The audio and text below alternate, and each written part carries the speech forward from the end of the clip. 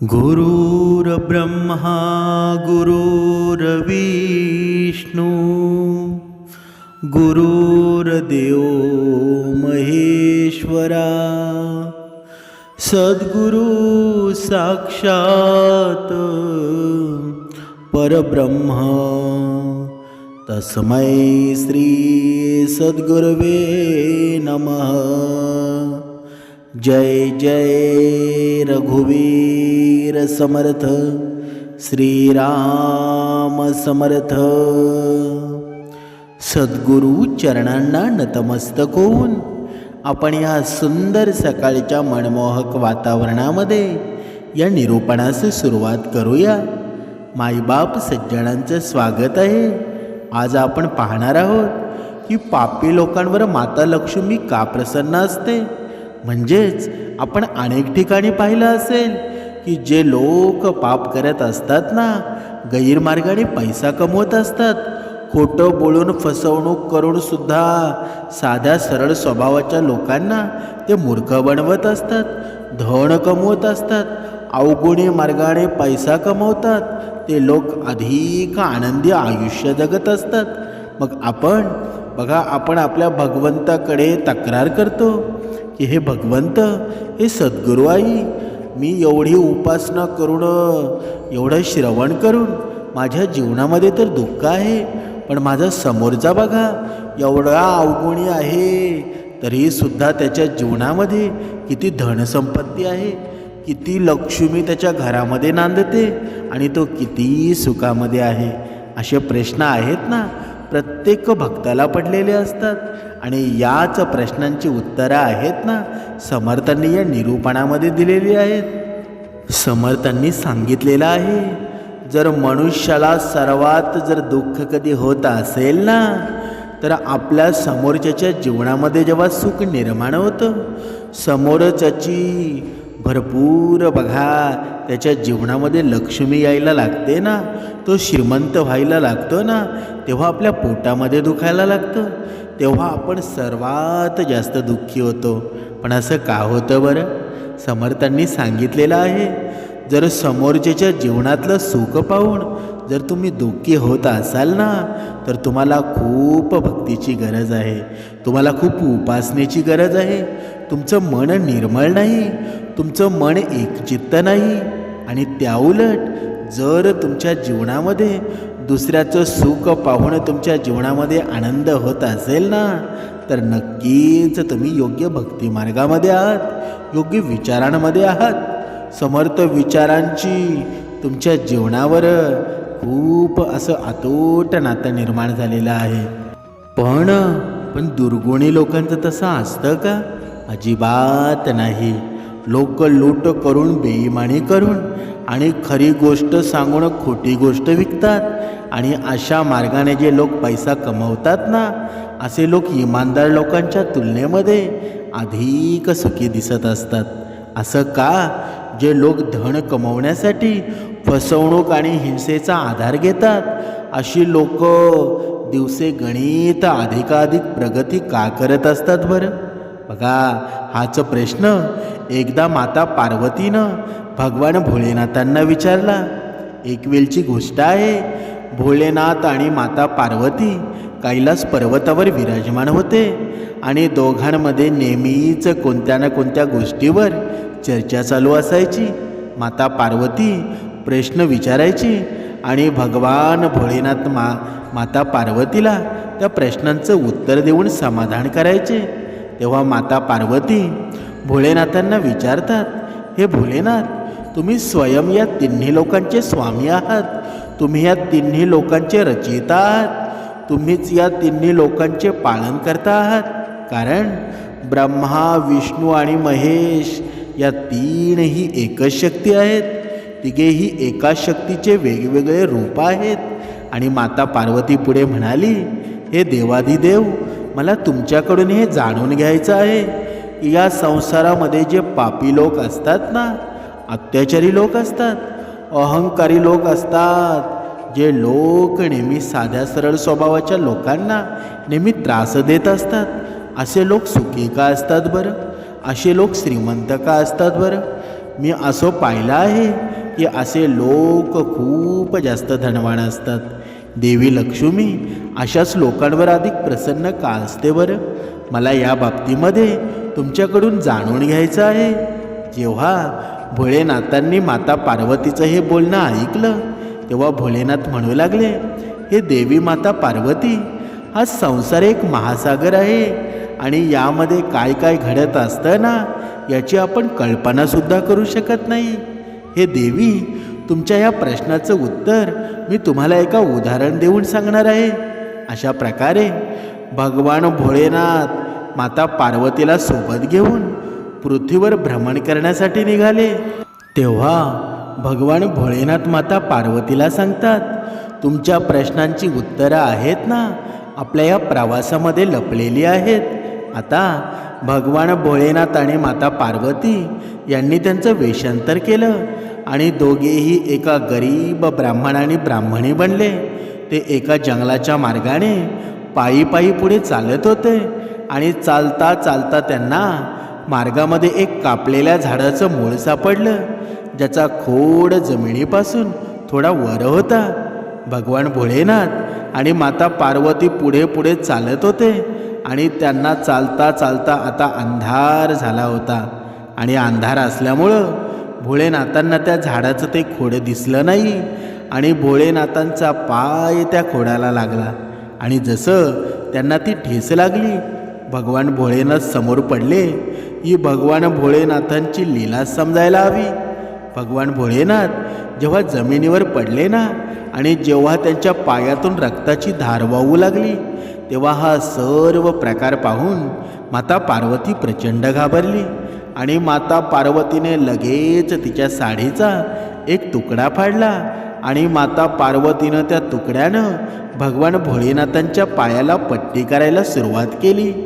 जेव्हा ही साडीची पट्टी माता पार्वतीनं भगवान भोलेनाथांच्या पायाला बांधली ना आणि जेव्हा भगवान भोलेनाथ उभे राहिले, तेव्हा भोलेनाथ त्या झाडाच्या खोडाला पाहून म्हणू लागले, हे तुटलेल्या झाडाच्या खोडा, तू खूप मोठा हो. तुझी उंची या जंगलातील सर्व वृक्षांपेक्षा अधिक असेल. तुझं सौंदर्य या सर्व वृक्षांपेक्षा अधिक असेल. या वृक्षांमध्ये तू सर्वात मोठा वृक्ष म्हणवला जाशील. भगवान भोलेनाथांनी त्या तुटलेल्या खोडाला शाप देण्याऐवजी त्याला आशीर्वाद दिला आणि भगवान भोलेनाथांच्या या वागणुकीमुळं माता पार्वती खूपच नाराज झाली. माता पार्वतीला आता याचं प्रश्नाचं कारण भगवान भोलेनाथांना विचारायचं होतं. तेव्हा माता पार्वती महादेवांना म्हणू लागली, हे भगवंत, तुमची लीला खूपच विचित्र आहे. ज्या झाडाच्या खोडापासून तुम्हाला जखम झाली आहे, ज्यामुळं तुमच्या पायामधून रक्त वाहू लागलं, ज्या वृक्षामुळं तुम्ही खाली पडलात, आज तुम्ही त्याच वृक्षाला इतकं सुंदर आशीर्वाद दिला. हे भगवंत, तुमची ही माया मी समजू शकले नाही. याच गोष्टीचं काही कारण आहे ना? माता पार्वतीला अत्यंत व्यथित पाहून भगवान भोलेनाथ म्हणू लागले, हे पार्वती, वेळ आल्यावर तुम्हाला मी सर्व गोष्टींची उत्तरं आपोआप मिळतील. बघा, इथे सर्व भक्तांच्या, सर्व माऊलींच्या लक्षात असू द्या. मनुष्याला जेव्हा गर्व होतो ना, मनुष्याला जेव्हा संपत्तीची एवढी मीपणा निर्माण होते ना, तेव्हा मनुष्याचं एक ना एक दिवस गर्वाचं हरण होत असतं. म्हणजे भगवंत आहे ना, प्रत्येकाला शक्ती देत असतो, प्रत्येकाला धनवानसुद्धा बनवत असतो. पण जेव्हा मनुष्याच्या जीवनामध्ये अचानक संपत्ती आल्यावर गर्व येतो ना, तेव्हा तो गर्व एवढा गर्विष्ठ होऊन जातो ना की त्याचा मुळा सगळा नायनाट होतो. बघा, या कथेचं सार आहे ना, ते प्रत्येकाच्या लक्षात असू द्या. बघा, म्हणून या गोष्टीचं उत्तरसुद्धा भगवान भोलेनाथ म्हणू लागले, हे पार्वती, तू काळजी करू नकोस. या सर्व प्रश्नांची उत्तरं आहेत ना, तुला आता मिळणार आहेत. आता तुम्ही कैलास पर्वतावर चला. अशा प्रकारे भगवान भोलेनाथ आणि माता पार्वती पृथ्वी लोकांचे भ्रमण करून कैलास पर्वतावर परत येतात आणि त्यानंतर पुन्हा ते त्यांच्या त्याच चर्चांमध्ये व्यस्त होतात. परंतु माता पार्वतीच्या मनामध्ये तिच्या प्रश्नांचं उत्तर न मिळाल्यामुळे व्याकुळता निर्माण होत होती. मातेला हे समजलं नव्हतं की देवाने असं का केलं. मातेच्या डोक्यामध्ये फक्त हाच प्रश्न उत्पन्न होत होता. माता पार्वती भगवान भोलेनाथांना म्हणू लागली, हे महादेव, तुम्ही मला हे सांगा की या संसारातील पापी लोक, पापी मनुष्य, जे अहंकारी आहेत, जे दुष्ट प्रवृत्तीचे आहेत, असे लोक सुखी का असतात, आयुष्य चांगले का जगत असतात, आणि दुष्ट लोक असतात ते जास्त समृद्ध का असतात बरं. तेव्हा भगवान भोलेनाथ पुन्हा म्हणाले, हे पार्वती, तुम्हाला तुमच्या या प्रश्नाचं उत्तर आहे ना, ती वेळ आल्यावर नक्कीच मिळणार आहे. तुम्ही ती वेळ येण्याची वाट पहा. त्याच वेळेला काय होतं, जे झाड होतं ना, ज्या झाडाला भगवान भोलेनाथांनी खूपच चांगले चांगले आशीर्वाद दिले होते, आता ते झाड खूप मोठं झालं होतं. त्या तुटलेल्या खोडामधून एक अंकुर फुटलेलं होतं आणि त्यापासून एक मोठा विशाल असं झाड होतं ना, ते तयार झालेलं होतं. ते वृक्ष आता खूप मोठं झालं होतं आणि त्या जंगलामध्ये जेवढे वृक्ष होते ना, त्या वृक्षांपेक्षा सर्वात उंच वृक्ष झालं होतं. हळूहळू तो वृक्षाला मोठमोठ्या फांद्या आल्या आणि घनदाट बनला. दूर दूरपर्यंत त्याची सावळी पसरलेली असायची आणि याच गोष्टीचा त्या वृक्षाला गर्व होऊ लागला. आता तो त्याच्यापेक्षा छोट्या असणाऱ्या सर्व वृक्षांना पाहून हसत असे, त्यांची मस्करी करत असे. आता त्या वृक्षाच्या घमंडाला सीमा राहिली नव्हती. तो कुठल्याही वृक्षासोबत मिळून बसून राहत नसे. स्वतः दुसऱ्याला तो नेहमी कमी समजत असे. बघा, पण व्यक्ती ज्या पण स्वभावाचा असतो, तो त्याचा स्वभाव कधीच बदलत नाही. दुष्ट व्यक्ती कधीच त्याचा दुष्टीपणा बदलत नाही. कित्येक वेळेला काही लोक धन असतात, पद प्रतिष्ठा मिळाल्यामुळं गर्वाने भरून जातात ना, आणि हे सुद्धा सत्य आहे की हे सर्व त्याच गतीने नष्टसुद्धा होत असतात. म्हणजेच अचानक जर कोणाला शक्ती मिळत असेल, धन मिळत असेल, तर ती त्याच्या मर्यादेपासून बाहेर जाऊ शकतो. काहीच असं असतात की ज्यांना धनाचा किंवा त्यांच्या पदाचा अभिमान नसतो, तो कुणाला नसतो बरं. जर भक्ती मार्गामध्ये असेल, परमेश्वराचं संकीर्तन करत असेल, नामसंकीर्तन करत असेल, उपासना करत असेल, कारण तो श्रवण करत असेल ना, त्याला सर्व गोष्टींचं ज्ञात असतं. कारण हे ईश्वराकडून मिळालेलं धन आहे आणि ते धन कधीही नम्रतेमध्ये टिकत असतं. जिथे संयम असतो ना, जिथे संपत्ती असून संयम असतो ना, त्याची संपत्ती कधीच कमी होत नाही. आणि जिथे संपत्ती असून संयम नसतो, त्याला अधोगतीला जायला वेळ लागतो का? कधीच लागत नाही. म्हणून ज्या धनाचा आणि किंवा पदाचा अभिमान नसतो ना, तो वृक्ष आता खूप मोठा झाला होता, घनदाट झाला होता आणि त्यामुळं वेगवेगळ्या प्रकारच्या पक्ष्यांना त्या झाडावर त्याचं घरटं बनवायचं होतं. परंतु तो वृक्ष इतका गर्विष्ठ झाला होता ना, की जो पण वृक्ष त्या वृक्षाच्या फांदीवर त्याचं घरटे बनवण्यासाठी फक्त बसण्यासाठी जरी येत असेल ना, तेव्हा तो वृक्ष त्या पक्ष्यांना घाबरवून तिथून पळून लावायचा. आणि त्या वृक्षाला असं वाटायचं की हे सर्व पक्षी माझे सौंदर्य नष्ट करून टाकतील, माझ्यावर घरटे बनवतील, दिवस रात्र माझ्यावर विष्ठा करतील. जर हे माझ्यावर राहिले ना, तर यांच्यामुळं मी दूषित होईल.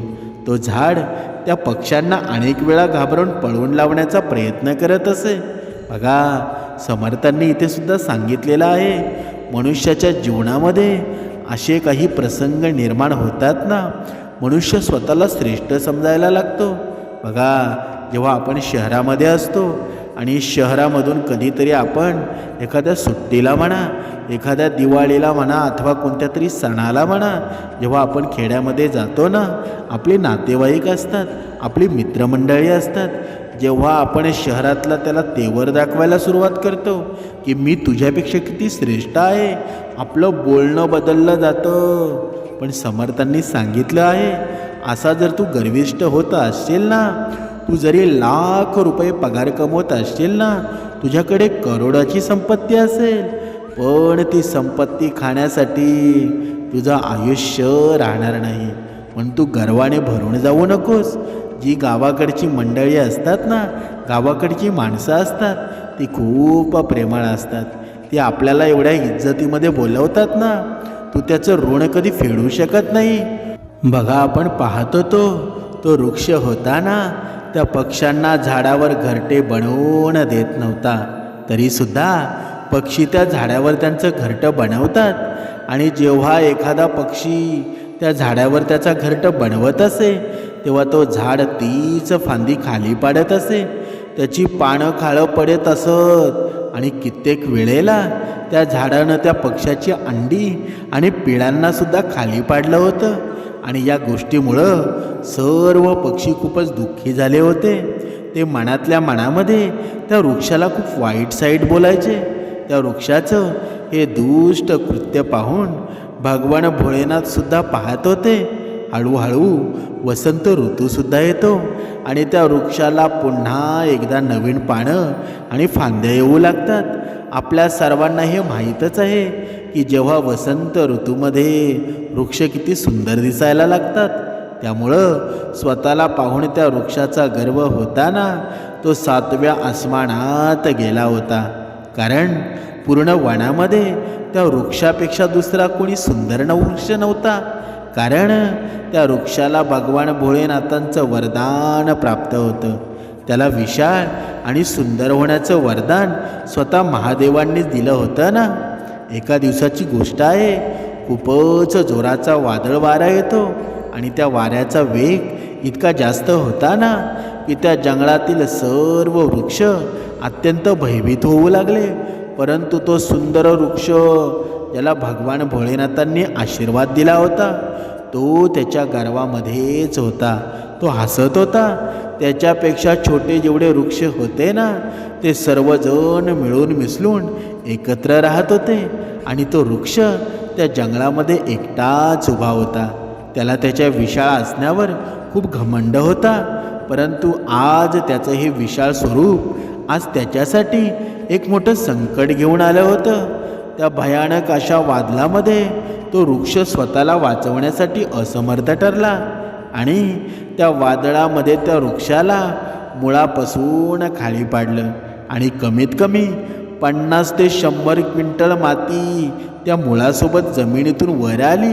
तो वृक्ष जमिनीला 5 फुटांपर्यंत खोल खड्डा बनवून जमिनीवरून खाली पडला. आज त्याचं मोठं असणं त्याच्यासाठी एक मोठा शाप ठरला होता. वृक्ष आता जमिनीवर पडलेला होता. आणि त्याच मार्गावरून भगवान भोलेनाथ आणि माता पार्वती पृथ्वीचा भ्रमण करण्यासाठी निघतात. आणि माता पार्वतीला भगवान भोलेनाथांकडून त्यांच्या प्रश्नाचं उत्तर जाणून घ्यायचं होतं. आणि म्हणूनच माता पार्वती भगवान भोलेनाथांना म्हणाली, हे भगवंत, मला हेच समजत नाही की तुम्ही माझ्या प्रश्नाचं उत्तर कधी देणार आहात बरं. तेव्हा भगवान भोलेनाथ म्हणू लागले, हे माता पार्वती, आज आपण या पृथ्वी लोकांचं भ्रमण करण्यासाठी जाऊया. त्यानंतर बोलत बोलत भगवान भोलेनाथ माता पार्वती जंगलाच्या मार्गाने पृथ्वीचे भ्रमण करण्यासाठी निघतात. ज्या रस्त्यामध्ये तो विशाल वृक्ष मुळासकट खाली पडला होता, तिथेच भगवान भोलेनाथ आणि माता पार्वती येतात. जेव्हा त्या वृक्षाला खाली पडलेले माता पार्वतीनं पाहिलं, तेव्हा माता पार्वती भगवान भोलेनाथांना म्हणू लागली, हे देवादिदेव, तुमची लीला खूपच विचित्र आहे. बघा, हा किती सुंदर वृक्ष आहे, किती विशाळ वृक्ष आहे. या जंगलामध्ये याच्यासारखा एकही वृक्ष नाही. हा वृक्ष सर्वात मोठा आहे, सर्वात सुंदरसुद्धा आहे. त्याची सावळी किती सुंदर असेल, किती शीतळ असेल. परंतु वादळाने त्याच्यासोबत खूप वाईट केलं. हे भगवंत, तुम्ही पाहताय ना, या वृक्षाला या वादळानं मुळासकट खाली पाडलं आहे. या गोष्टीचं कारण काय आहे बरं? हे प्रभू, या सुंदर वृक्षाला तुम्ही इतकं अल्पायू का बनवलं बरं? तुम्ही याचा नाश का केलं? तेव्हा भगवान भोळेनाथ माता पार्वतीला म्हणू लागले, हे पार्वती, तुम्ही सुद्धा खूपच भोळ्या स्वभावाच्या आहात. तुम्ही जरा लक्ष देऊन पहा. हाच तो झाड आहे ज्या झाडाच्या खोडाला ठेस लागून मी खाली पडलो होतो आणि माझ्या पायातून रक्त वाहत होतं. मी जमिनीवर पडलो होतो आणि तोच वृक्ष आहे. परंतु हे पार्वती, त्या वेळेला या वृक्षाला वरदान दिलं होतं आणि तुम्हाला ती वरदान आठवतंय का? तेव्हा माता पार्वती म्हणाली, हो प्रभू, मला हे खूपच चांगल्या प्रकारे लक्षात आहे. तुम्ही या वृक्षाला विशाळ होण्याचं वरदान दिलं होतं ना. महादेव म्हणतात, हे पार्वती, जर त्या वेळेला मी या खोडाला काढण्याचा प्रयत्न केला असता तर माहीत नाही मला किती परिश्रम करावे लागले असते.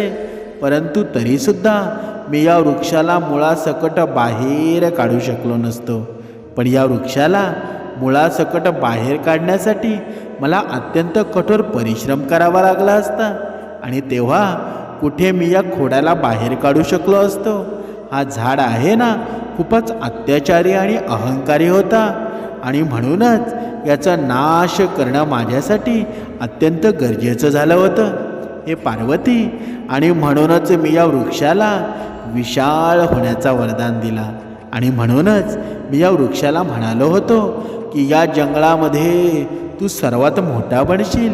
हे देवी, तुम्ही पाहताय ना, हा वृक्ष मोठा झाला आणि जंगलातील इतर सर्व वृक्षांपेक्षा हा खूपच मोठा झाला आहे आणि त्याच या अहंकारामुळं त्याला या स्थितीमध्ये पोचवलं आहे आणि हा जंगलातील सर्व वृक्षांपेक्षा स्वतःला श्रेष्ठ समजू लागला होता. मी कुठल्याही पक्षाला त्याच्यावर घरटे बनवून देत नव्हता. जर एखादा वाटसरू त्याच्या सावळीमध्ये बसण्यासाठी येत असेल ना, तर हा त्याची पानं खाली गाळत असे. अशा प्रकारे हा वृक्ष खूपच जास्त अहंकारी होता आणि खूप पापीसुद्धा होता. यानं त्याच्या आयुष्यामध्ये कुठलंही चांगलं कर्म केले नाही.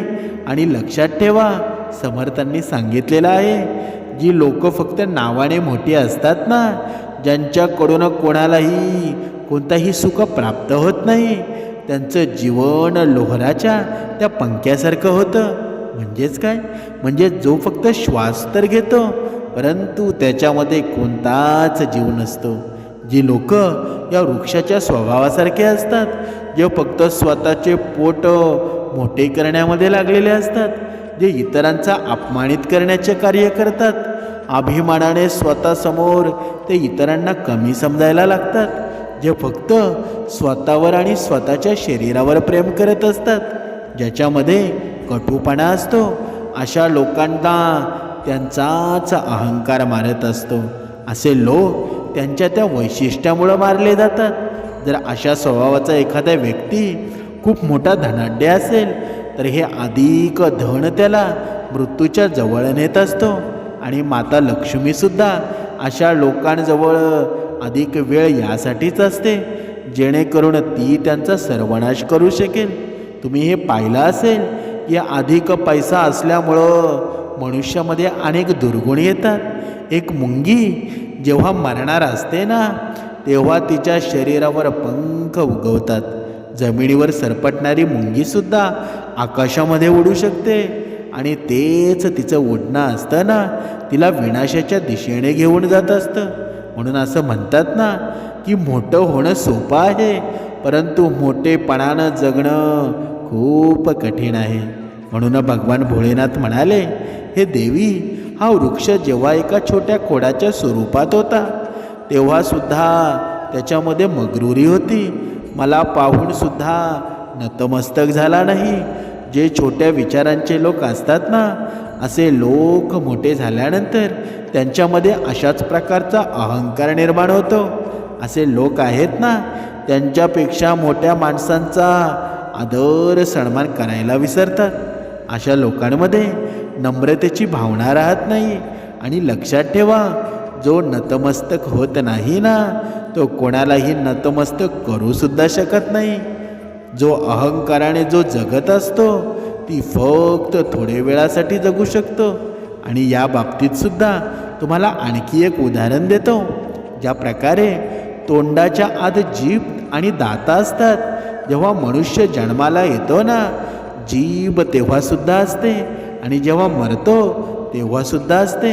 परंतु हे दात जन्माला आल्यानंतर खूप दिवसानंतर येतात आणि मृत्यूच्या आधी निघून सुद्धा जातात. म्हणजे दोघांमध्ये अंतर इतकंच आहे की जिभेच्या मध्ये नम्रतेची भावना असते, तिला नतमस्तक व्हायचं माहीत आहे आणि म्हणूनच ती दीर्घकाळ टिकते. आणि दातांमध्ये अहंकार असतो आणि म्हणूनच ते उशिरा येऊन सुद्धा लवकर निघून जातात. अशा प्रकारे ज्या लोकांमध्ये अहंकार असतो ना, त्यांचे जीवन सुद्धा लवकरात लवकर नष्ट होतं.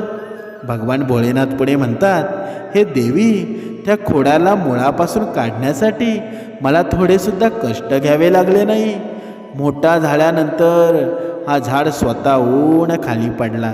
अशा प्रकारे जे दुष्ट स्वभावाचे व्यक्ती असतात ना, ते अल्प वेळेसाठी श्रीमंत बनतात, पण थोड्या काळासाठी असे लोक आनंदी बनत असतात आणि धनाढ्यसुद्धा बनतात. परंतु ज्या वेळेला मी त्यांना धर्माच्या मार्गावर चालण्यासाठी संधी देतो, जर त्या वेळेला ते सुधारले नाहीत ना, त्यांच्यामध्ये सुधारणा झाली नाही, तर हे देवी पार्वती, ज्या प्रकारे त्या वृक्षाची अवस्था झाली आहे ना, त्याच प्रकारे त्या पापी लोकांची सुद्धा अवस्था करत असतो. म्हणूनच समर्थांनी सांगितलेलं आहे, या पूर्ण कथेचं तात्पर्य काय? ज्याच्या जीवनामध्ये गर्विष्ठपणा आला ना, त्याला त्याचं फळ भोगावं लागतं. ज्याप्रमाणे आपण रामायणामध्ये सुद्धा पाहिलं की पापी मनुष्य शेवटी सर्वनाशाला प्राप्त होतो ना. रावणाबद्दल सुद्धा तुम्ही ऐकलं असेल. रावण हा खूप मोठा योद्धा होता, विश्वविजेताच होता ना. त्याने तिन्ही लोकांवर विजय मिळवला होता. परंतु रावण अधिक काळासाठी जिवंत राहू शकला नाही आणि एके दिवशी तो सुद्धा मृत्यूला प्राप्त झाला ना. असं म्हणतात ना की त्या रावणाच्या कुळामध्ये मंदोदरीशिवाय दुसऱ्या कोणीही रडायला उरला नव्हता. जो अहंकाराने भरलेले असतात ना, स्वतःच्या अहंकारासमोर दुसऱ्या कुठल्याही व्यक्तीला ते तुच्छ समजतात, त्यांना नुकसान पोचवत असतात. म्हणजेच एखाद्याचं मन दुखवत असतात किंवा कोणाचं काहीतरी नुकसान करत असतात. ज्या अत्याचार करतात ना, पापकर्मापासून अजिबात घाबरत नाही, स्वतःचं काम करण्यासाठी इतरांचं नुकसान करत असतात ना, असे लोक त्याच मानवांच्या श्रेणीमध्ये येतात. असे लोक काही वेळेसाठी आनंदी तर राहू शकतात, परंतु दीर्घ काळासाठी असे लोक कधीच आनंदित राहू शकत नाही. म्हणूनच समर्थांनी सांगितलेलं आहे की प्रत्येक मनुष्यानं भगवंताचे आभार मानायला हवे की आपल्या पूर्वजन्मीच्या कर्मांमुळं, आपल्या पूर्वजन्मीच्या आपल्या आईवडिलांनी केलेल्या कर्मामुळं आपल्याला हा मानव देह मिळाला आहे ना, तर तो खूप भाग्याचा देह आहे. आणि या देहाला शिकवण म्हणून आपण भगवंताची सेवा केली पाहिजे. आणि जरी आपल्या भक्तीमुळं, आपल्या नशिबामुळं आपल्या जीवनामध्ये संपत्ती जर आली असेल ना, धन निर्माण झालेलं असेल, तर गर्वाने कधीच फुगून जाऊ नका, गर्विष्ठ होऊ नका. कारण हे धन आहे ना, एक क्षणिक आहे. कधी त्या काळामध्ये कधी नष्ट होऊन जाईल ना, कधी एखादा आजार तुमच्या शरीराला बिळगून जाईल आणि कधी त्याची राख रांगोळी होऊन जाईल ना, कळणारसुद्धा नाही. म्हणूनच संपत्तीचा गर्व करू नका. ही संपत्ती आहे ना, ही क्षणिक आहे. एका हाताने कधी येईल आणि दुसऱ्या हाताने कधी जाईल ना, तुम्हाला कळणारसुद्धा नाही. माणसामध्ये देव आहे. माणसाच्या जीवनामध्ये सुखामध्ये सुख मानत जा, दुःखामध्ये सामील होत जा. जर असं तुम्ही माणसामध्ये भांडणं निर्माण करत असाल, तर तुमच्या जीवनामध्ये समाधान कधीच निर्माण होणार नाही. म्हणून माणसात माणसाने देव पाहणं हीच खरी भक्ती आहे. आणि ही जो भक्ती करतो ना, तो कधीही भगवंतापासून दूर नसतो, तो भगवंताच्या जवळच असतो. आणि भगवंतसुद्धा कधीच त्या मनुष्याची साथ सोडत नाही. भगवंत वेळोवेळी त्याच्या कुटुंबावर आपली नजर ठेवत असतो. सुख निर्माण करत असतो. कधीकधी आपल्या मुलाला नोकरी लागते, कधीकधी आपल्या मुलीचं लग्न जमतं. म्हणजे अशा अनेक प्रकारे तुमच्या सुखदुःखामध्ये भगवंत सामील होत असतो. आणि तुम्हाला जेवढं समाधान निर्माण करता येईल ना, तेवढं भगवंत प्रयत्न करत असतो. पण या मनुष्यानं भगवंताची सेवा केली पाहिजे ना. म्हणून प्रत्येकानं भक्ती मार्गामध्ये लीन व्हा. 2 वेळची उपासना करा, श्रवण करा. तुमच्या आयुष्यामध्ये आनंद निर्माण झाल्याशिवाय राहणार नाही. जय जय रघुवीर समर्थ.